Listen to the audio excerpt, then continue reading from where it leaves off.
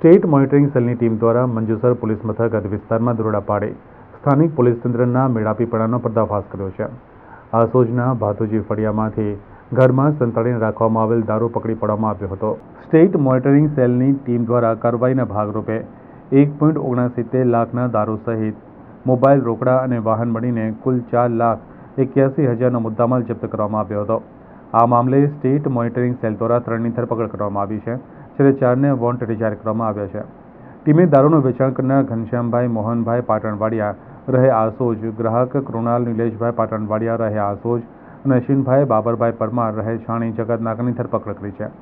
જ્યારે દારૂ મંગાવી આપનાર પ્રવીણભાઈ રાવજીભાઈ ઠાકોર રહે આસોજ, દારૂની હેરાફેરી કરનાર રમેશભાઈ પાટણવાડિયા રહે આસોજ, દારૂનો જથ્થો પૂરો પાડનાર મુન્નો જયસ્વાલ રહે સાવલી અને દારૂનો જથ્થો પૂરો પાડનાર સપ્લાયર સાગર જયસ્વાલ રહે સાવલીને વોન્ટેડ જાહેર કર્યા છે. આ પૈકી કેટલાક લિસ્ટેડ હોવાનું જાણવા મળી રહ્યું છે. સ્ટેટ મોનિટરિંગ સેલના પીએસઆઈ SV ગોસ્વામીના નેતૃત્વમાં આ રેડ કરવામાં આવી હતી.